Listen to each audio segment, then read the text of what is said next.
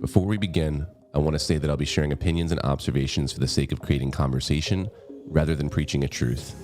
My purpose is to find the questions that will help set us free in our own way. If something I say hits you that you like, great. And if something hits you that you don't like, even better. Sit with it, reflect on it, and seek your own truth. In a world where it takes courage to have a point of view, my aim is to create a grounded space to observe, reflect, and challenge respectfully. I started this podcast as a way to document the journey and as a living reflection point to my future children. My hope is that they'll be proud of a name that their father completely reshaped and gave new meaning. Powerful is the man or woman who can dance with their shadow and emerge with their heart wide open to the light. Welcome to the Connection Point Podcast, and I'm your host, Chris Delaney.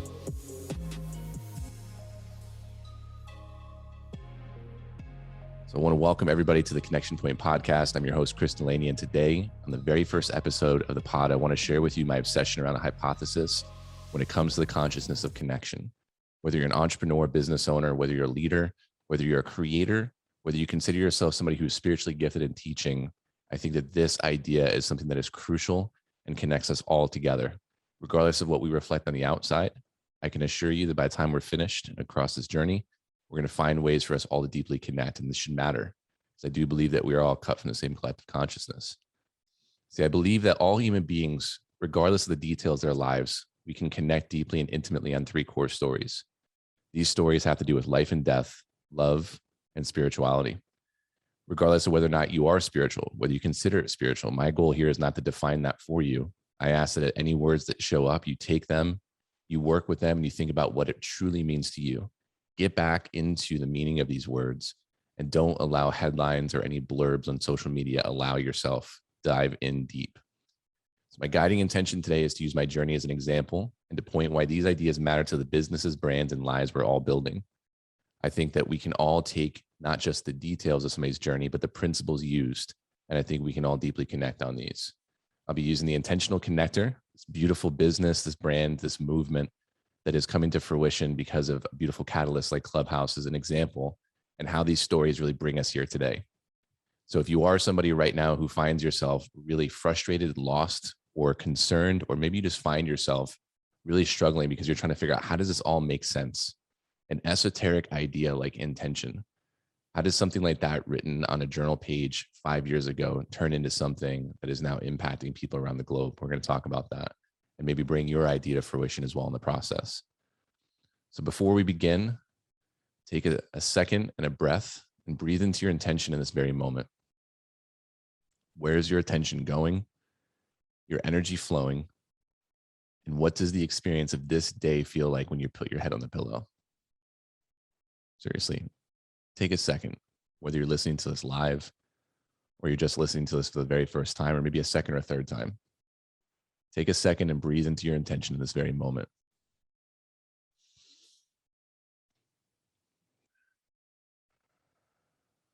Everything starts right there. What does your life look like? What does the experience of this life look like when you take that breath and you put your head on that pillow? What can you control, and what do you have to release? Beautiful. Let's let it rip. I believe at the core of everything we do as a collective is done because we seek connection. And as we dive deep, as I mentioned, my goal here is to tell you what I believe these words to mean, deeper than just the definitions, and you reflect on them for yourselves. But what is connection? My definition is the dissolving of all barriers and the recognition of what we're trying to get back to. I believe that we're all trying to get back to what some would call the heart, what some might call intimacy, that idea of into me see. You know, some people here on Clubhouse talked about the idea that because we had nothing but the voice back in January and February of 2021, in a time when COVID and all these things were happening around us, we were all forced to kind of slow down and be together in these various spaces and containers. But we had friends who talked about this idea of intimacy at scale. In the marketing world, many people flocked to Clubhouse because they believed it was the greatest way to drive leads, because you could go from no like and trust in a matter of seconds flat when you opened your voice. Now, everything has its polarity. On the flip side of this, what happened was the moment that happened, you're completely exposed as well. So if you didn't have the right intention, People would know, they would hear it in your voice. But let's talk about what this means in a broader context. This idea of actual connection. It's a pretty controversial thing to think about. You see, I try to be as objective and neutral as possible. I try to observe. So it's easy for us to think about, the light of this, the idea of connection. We all want to get back to the sense of feeling belonging and being together. We're hardwired for it neurologically. We want to belong.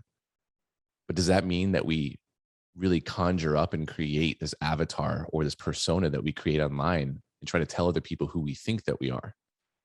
You see, I believe that if you truly want to succeed in a practical and strategic way in your business or in your life in total, I think that the idea here is that every single human being, while we project a certain way of how we want to be seen, felt, and understood, that those of us who can truly understand how to slow down and remove our ego out of the way, when we can speak to how somebody wants to be seen, heard, and understood at the core essence of who they are, when you speak to their heart, then that's where I believe that true influence begins to open up. You see, I have this idea that I believe that manipulation and influence live on the same continuum and they're only separated by intention. So this means we have a truly, truly important responsibility when it comes down to this idea of if you are stepping into a mantle of leadership and you're thinking about all this, that we should truly try to understand what this actually means. This is where things can either get nefarious and kind of dark, or we can truly understand. Because I see so many teachers, so many talented people who live and embody their work, who would die to have the ability to have the attention of the masses, but don't want to be like the people who use funnels and other systems. You see, it's not the tool that's the problem. It's what we associate, the stories that we associate with these things. We're going to talk about that a little bit in just a second. But the idea here is that the question I ask for you to really think about is, if you had the ear of every single human being on this planet, over 8 billion people on this planet, and you had one thing to say to them, what would that one thing be? Over 8 billion people, what would you say to them? On the flip side of that question, I ask you to think about this. What do you do with the backlash? What do you do with the response? What do you do with the adoration? What do you do with all of that? These are serious questions because they hold us all back from our potential. And it's all about the stories that we hold to be true. So what is connection? The dissolving of all barriers, all the titles, all the things that we project into the world, and allowing our true heart to be seen. In a moment of intimacy, a look in the eye can be very, very uncomfortable, or it can be the most deeply fulfilling experience you've ever had. I believe that's what we're all trying to get back to. And I think that's what we truly want. So when we're not present as who we really are, then who are we really? That's really the discovery, right? Who are we really? I'm going to share a little bit about my personal story here, just as a way to kind of get things moving in the right direction. And I'm going to point out points in here in which you can begin to take a look at your own journey, your own life. I've met so many incredible people in my journey around the United States, speaking and talking to folks, and also at a time in my life that wasn't so glamorous that I'll share. But I've met people who have stories that belong on the front cover of a New York Times bestselling book that should be on the front page of every single person's reading list, and they don't believe that their story is impactful.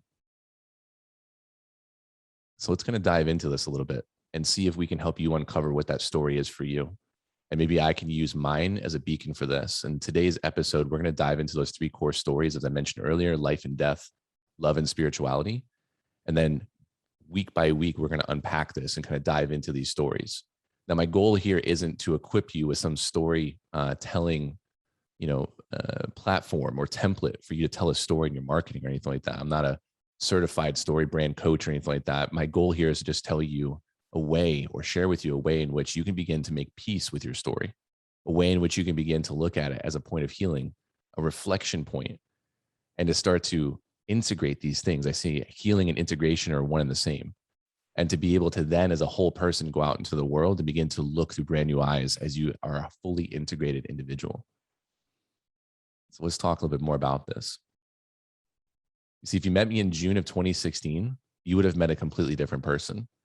And it's interesting because many people who might be listening to this may have only seen really an avatar on a platform like Clubhouse or you may have seen an Instagram post, or maybe you met me on Facebook. But really, that's such a fraction of what an individual is. And it's so interesting to me because in 2016, you would have seen me working for a global Fortune 500 company. You would have met a guy who had multiple awards, who was given all the tasks and duties of putting together huge deployments and operations teams and sales goals and breaking records, giving minimal resources in a company that was really pushing in a very congested, saturated, and highly competitive industry. I wasn't there because that was my first choice as a child. I wasn't there because I truly wanted to do that job. In fact, like many children, I had big dreams. As a child at 3 years old, I was told by some of my family members that I declared I wanted to be an attorney. I was going to go to Harvard Law School. And really the reason is because I wanted to get my brother out of jail and I wanted to buy my mom a house. So many of us have this thing that we wanted to do when we're kids, but what happened as we grow older? Things change. We negotiate, we bargain. But at the core of that story as a child, that interesting thing is that there's something in there. There's something in there that we really wanted to do, that we feel so connected to, even as children, that theme runs through into our adult lives. For me, it was advocacy. It was fairness. It was justice. It was this sense of taking care of other people. That's what I really wanted to do. So if you met me in June of 2016, I was actually unceremoniously leaving my corporate world. I was in a really tight spot. I was in a really tough position. I was going through a divorce, and I was smack dab in the middle of a company merger, and I was being asked to do some highly unethical things. And I'm not going to dive into it here. It doesn't matter. But at that point in time, I had no idea what was going to happen. But at 31 years old, I remember waking up in June of 2016 and reconciling with the idea that for my entire adult life, I had left my creativity, my passions, my sense of connection, and anything that I truly desired at home almost every single day when I woke up to go to work. Many of us do this. Now, it wasn't the job's fault. They didn't ask me to do this. I did it because that's what I thought I was supposed to do. Because I thought the epitome of success was a title, a salary, and all the perks that go along with it. I thought it was meant to build a career. What happens beyond that? I have no idea. Maybe you get rich because you hit an investment tip and something happens. But at 31 years old, by that point in time, I had already gone through losing my mom at 21 to a 21-year battle with stage 4 breast cancer, and being on my own and really learning about the world just through the experiences of trial and error. It wasn't, one of those things where it was like, I hope to learn from these books that I read. It was really trial and error at its true form. It was relationships. It was learning, growing, screwing up, fucking up, all these different things, and learning and having to reflect back on it because there really was no safety net. So if you met me in June of 2016, you would have met a highly irritable, very aggressive individual who absolutely hated his life and knew something that had to change, but didn't know what. So when I chose to hand my resignation in and I chose to leave, it was because I had gone through 4 or 5 interviews of people I was looking to hire. And I would hear their stories in these interviews when my company told me I couldn't hire them for certain reasons. And all these people who had depth of experience, and they all needed something that they were looking for, as we all do. And the people that I managed, 300 plus employees that I managed, I was told it didn't matter what their story was. I managed through spreadsheets. Things were so big, so large that the number on the spreadsheet, like I became, really didn't matter anymore. Now, I'm not saying again that there's anything wrong with the corporate world. They serve a purpose, just like the educational system. I think we get so caught up in this idea that there's something nefarious or wrong going on there. They all serve a purpose. It's just that we don't get taught how to temper our expectations. So I was that classic example of a workaholic who gave everything I could to a job, expecting that they would look at me differently and uniquely. So when I put my 30-day notice in and they came 3 days later because I needed to save the money for my salary and let me go, it was a pretty big kick in the nuts. Now, the interesting thing is the day that happened was the day that I got set free, and I had no idea. I didn't know what I know now. When I got driven home from my job, because I had a company car, I came home to an empty apartment. It was the remnants of a divorce. I had no clue what was going to happen. And all I needed to do was look for jobs. I had no idea what it meant to be an entrepreneur. I had no idea what it meant to do anything, to provide value to the marketplace. I knew nothing about branding. In fact, I didn't even have a Facebook. I knew nothing about social media. I was a 31-year-old guy trying to figure things out, but all I knew was that I wanted something vastly different than what had happened before. So why does this matter? Well, behind what you would have seen at that point in time, beyond the surface, you would have missed a depth of experience from an individual, a human being who lived a lot of life. And let me share this through the filter that we talked about before, these three core human stories. I mentioned a little bit about my mom passing, but the interesting thing about it is that the story of life and death isn't just about our sense of mortality or losing somebody. It's also about our sense of identity. It's also about our sense of what do we have to let go and surrender to move forward. And so the next iteration, the next thing that pushes us forward into a level of uncertainty that we all fear. We're hardwired to fear. I'm reading a book by Peter Diamandis called The Future is Faster Than You Think. If you haven't read it, I highly recommend it because he gives hope for the future of abundance because of technology.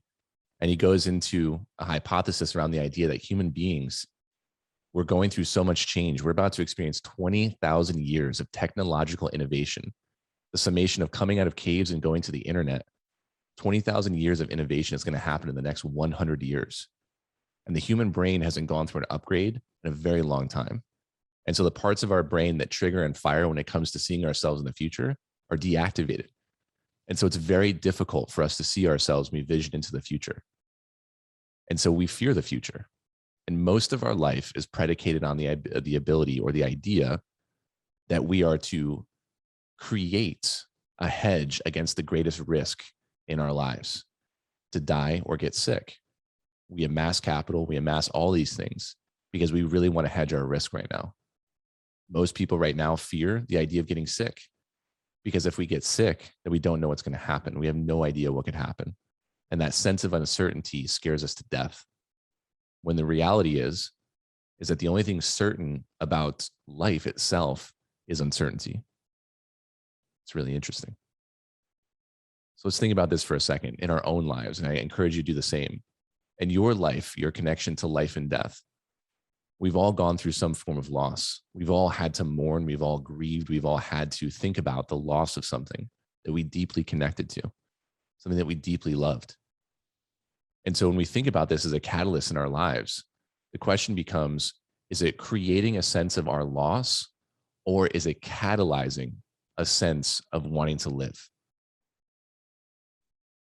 When it comes to love, is mentioned going through that divorce and going through this process of trying to figure things out. But there's some other things in my life as well I won't go into in this podcast, but the sense of love, how do you define it for yourself? How would you know that you've had a relationship with love itself?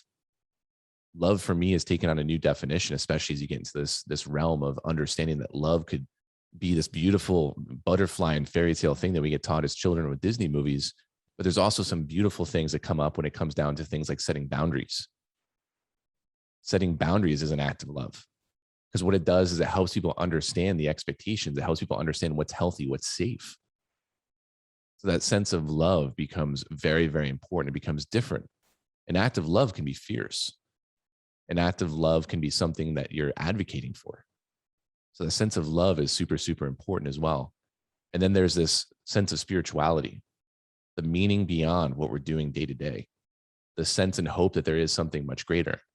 It's the nudge that you get when you walk in a room sometimes, the intuition that you feel, the time where things synchronize for you and you're trying to figure out what does this all mean. So let me share with you 3 examples in my own life and how we can look at your story as either a curse or the greatest blessing possible.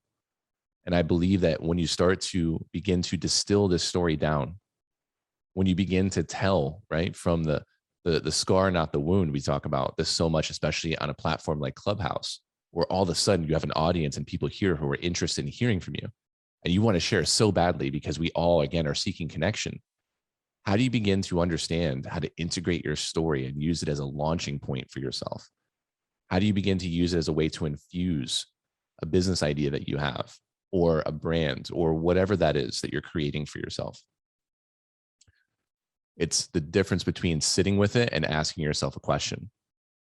For me, when I sat back and I looked at the story that I had growing up with a single mom and then losing her at 21 and kind of being on my own, at 21 years old, I was a very aggressive, trying to figure things out kind of individual. I had no idea, but my biggest challenge was that when people looked at me, they would have no idea what I'd gone through. Huge chip on my shoulder. But how would anybody ever know? How would anybody know? People aren't going to stop you on the street and say, hey, I would love to hear more about what just happened to you. They have their own lives. It's not their fault. But here's what I did: pen and paper, journal handy. In Texas in 2016, in September, my birthday month, as I sat there, not knowing anybody, when I moved with my brother, completely gone from my corporate job, trying to figure things out, I sat there with this journal and I wrote out some of my stories. Intuitively guided. I don't know what it was. I can't say it was divine inspiration, but for whatever reason, I had a lot of time on my hands and I had to sit here and figure out what I wanted going forward. I was thrust into uncertainty. I had no idea what to do. In many cases, that's what I call the catalyst. You can't avoid it. You have to be put into that breach and push forward into that unknown. So sitting there and looking at this story, I wrote out these experiences in my life and death, losing my mom. The day after my mom passed away, the world didn't come to me and say, listen, we're really sorry to hear about this. We're going to make sure that none of your bills are due. No, the world kept going. It was a very valuable lesson for me. At that time, I didn't like it. 21 years old, really hurt, didn't know what to do. 5, 6, 7 years of post-traumatic stress and anxiety so bad I had ulcers. I had no idea what to do. But the beautiful thing is that the reflection came in. What did this teach me? It taught me how to be an incredibly resourceful individual. There wasn't a single problem I couldn't solve. I found it. I found the connection point. I found the thing. There it is right there. That was the blessing of that story. I'm resourceful. I had to solve these problems. Nobody could do it for me. I was taught a valuable lesson. No matter what, listen, nobody's going to eat your food for you. Nobody's going to give you a better diet. Nobody's going to pay your bills, lift your weights for you, wake up in your body and do it for you. And why would you want to? You would miss out on all the beautiful experiences along with the things that aren't as glamorous. All of a sudden, I had inspiration striking through me. I began to get inspired by looking through more of the story and digesting more about it and finding more about what happened in the story between life and death. What is going on here? What's going on? See, I found the blessing. I found the reason that it gave me. All these things that we think take away from us in our lives, it became something that became catalytic for me. I saw it as a superpower. All of a sudden, I've gone through this unique experience of not just losing her, but also being with her when she passed away. Very few people have experienced that. And I found that I had a way of looking at life now in such a different meaning. All these things that I began to create shame and fear and guilt in my life of surviving, I began to make sense of. And I also began to extend myself a tremendous amount of grace and a tremendous amount of forgiveness. And I started to talk to myself as if I was talking to that 21-year-old version of myself. And it began to integrate. It began to make sense. I began to distill a gift away from this tremendous amount of pain. And it also helped me understand that now I have a tremendous depth of understanding of what people go through in this experience. Because before I couldn't relate to too many people. They hadn't gone through what I'd gone through. But what I realized is that everybody proportionately goes through something difficult in their lives. For some people, the loss of a relationship is commensurate with the level of pain I felt my mom passed. That was it. That was the connection point. I could understand and empathize now rather than sympathize or completely disconnect and compartmentalize. I began to understand that we proportionately go through these things. And therefore, if I sat with somebody, I could sit with them and understand, because the depth of space that I could hold was vast. I was making space for myself. No one else had to do it for me. Now I can hold space for others. Next was the story of love, family dynamics, things that had happened in my life. I began to look at this and to understand what was my connection with love. What was the pattern that kept coming up? It poured out of me. I began to take a look at this theme of love in my life, and I began to see all these patterns that took place that I was a part of: the relationships, the intimacy, the lack of vulnerability, the compartmentalization. But what I realized is that the gift that I had was the ability to compartmentalize those emotions, to be able to act rationally and logically at times, to be resourceful and to be resilient.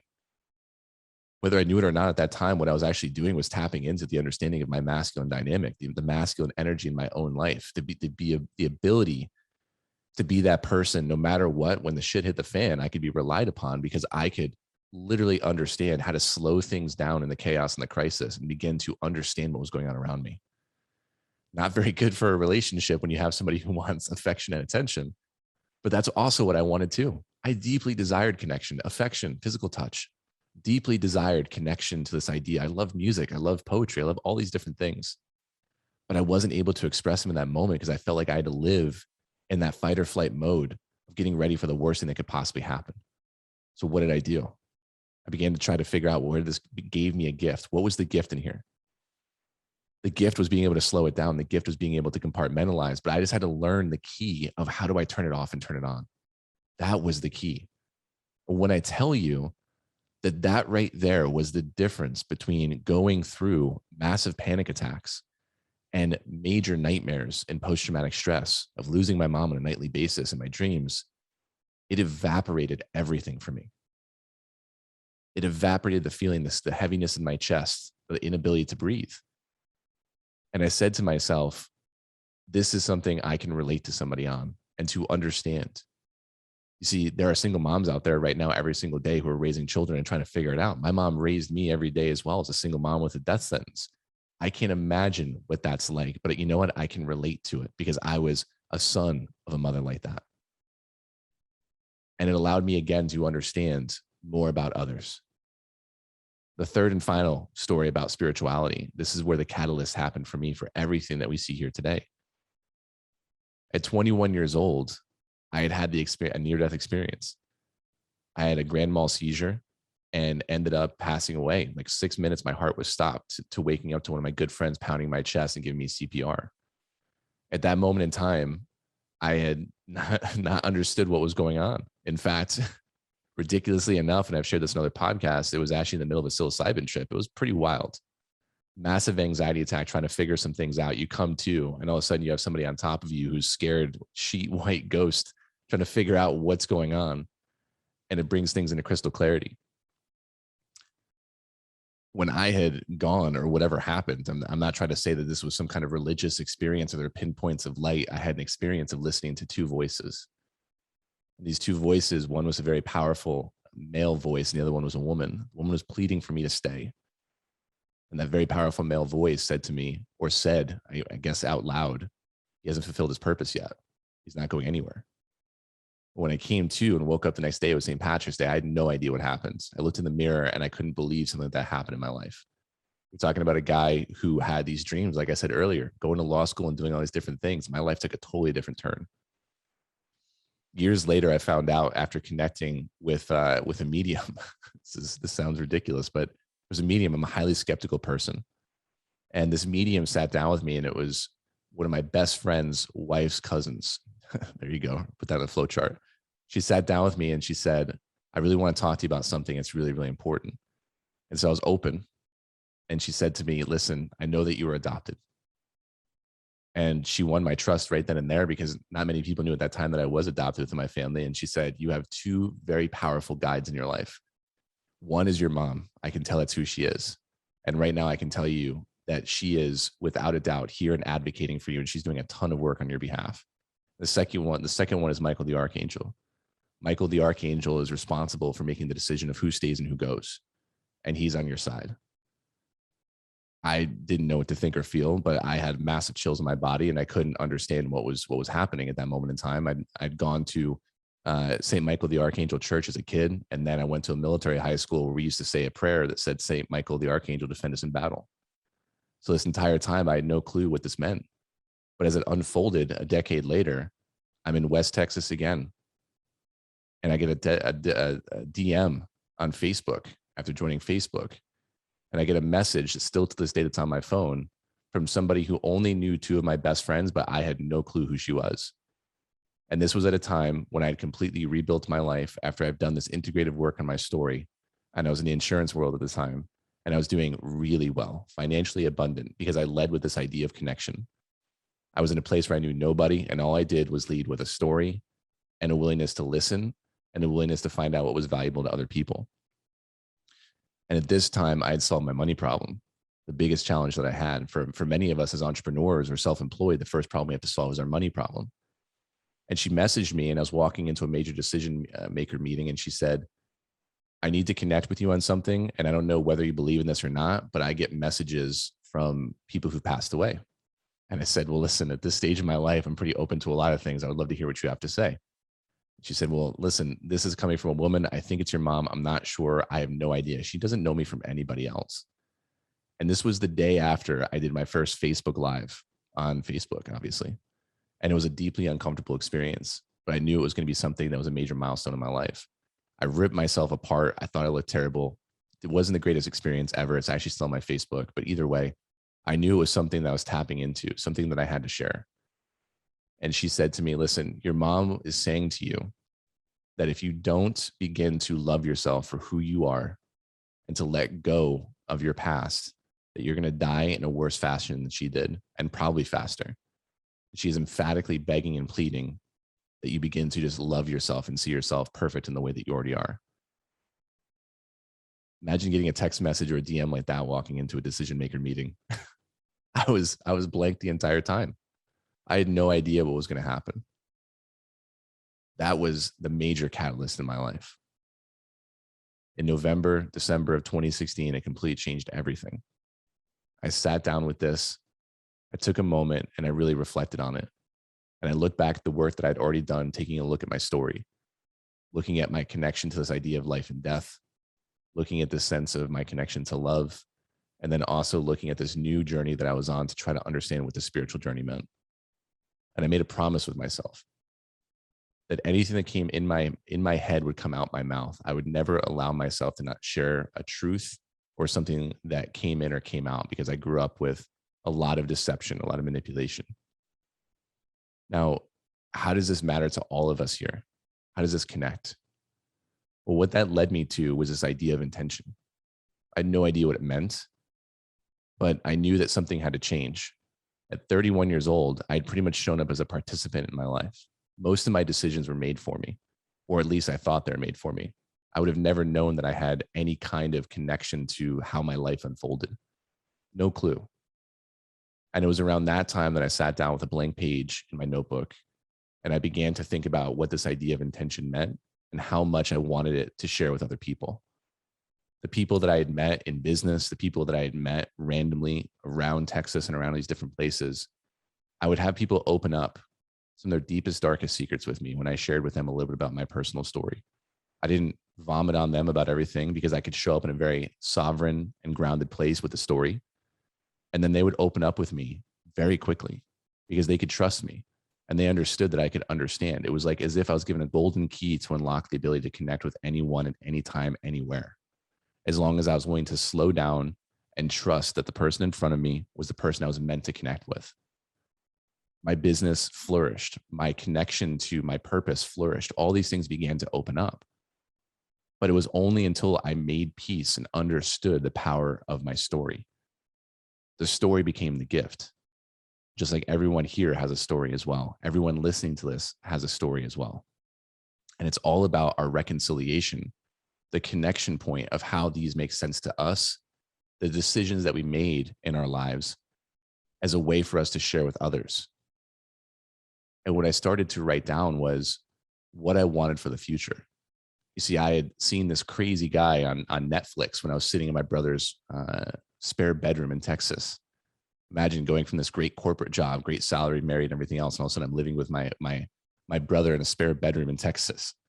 Turned on Netflix, and wouldn't you know it, on Netflix is a guy named Tony Robbins saying, "I am not your guru." I had no frigging clue who Tony Robbins was at 31 years old. Here's a guy who's touched millions of lives, has done a tremendous job in his life. The first 5 minutes of this entire episode had me in tears. And I said, I have no idea what the hell this guy is doing, but I'm meant to do something like that. And I became obsessive with trying to understand what this whole entire world was. Completely shook my world upside down. To this day, I haven't been to a Tony Robbins event, but I deeply admire and respect the work that he's done. But here's the thing that I do know is that for those of us who've been out there who are making sense of this story, who are at this time in their lives where they're trying to figure out what my next step is and stepping into uncertainty, the first step of understanding our personal history and making peace with it and looking at it as our gift and understanding is a powerful catalyst to the way in which we can serve the world going forward. At that point in time, the idea of intention was just an esoteric idea. I had no idea how it would unfold or what would happen.